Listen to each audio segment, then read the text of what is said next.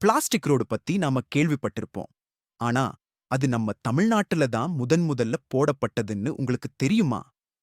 அதுவும் ஒரு காலேஜுக்குள்ள தான் அந்த புரட்சி ஆரம்பிச்சது. இன்னைக்கு உலகமே வியக்கிற அந்த பிளாஸ்டிக் ரோடு எங்க இருக்கு?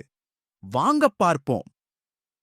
உலகத்தோட முதல் பிளாஸ்டிக் ரோடு 2002ல நம்ம மதுரை தியாகராஜர் பொறியியல் கல்லூரி வளாகத்துக்குள்ள தான் போடப்பட்டது. இத வடிவமைச்சது அங்க இருக்கிற பேராசிரியர் டாக்டர் ராஜகோபாலன் வாசுதேவன். அவர் கண்டுபிடிச்ச இந்த டெக்னாலஜி முதல்ல அங்க தான் டெஸ்ட் பண்ணாங்க. இன்னைக்கும் அந்த ரோடு எந்த குழியும் இல்லாம அப்படியே ஸ்ட்ராங்கா இருக்கிறது தான் இதோட ஸ்பெஷல். மதுரை மாநகராட்சி தான் இந்தியாவிலேயே முதல்ல பிளாஸ்டிக் சாலைய ஒரு பொது சாலையா அமைச்சது. குறிப்பா மதுரையோட பல தெருக்கள்ல இந்த ரோடு இருக்கு.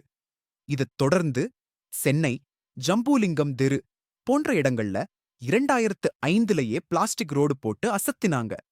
இன்னைக்கு இந்தியா முழுக்க சுமார் 1,00,000 கிலோமீட்டருக்கு மேல பிளாஸ்டிக் ரோடு இருக்கு. இந்த ரோடு சாதாரண ரோட்டை விட 3 மடங்கு அதிக காலத்துக்கு தாங்குது. இதுல தண்ணி தேங்காது, வெயில்ல சீக்கிரம் உருகாது. அதனால தான் ஜம்பூலிங்கம் தெரு ரோடு பல வெள்ளங்கள தாண்டியும் இன்னைக்கும் அப்படியே இருக்கு.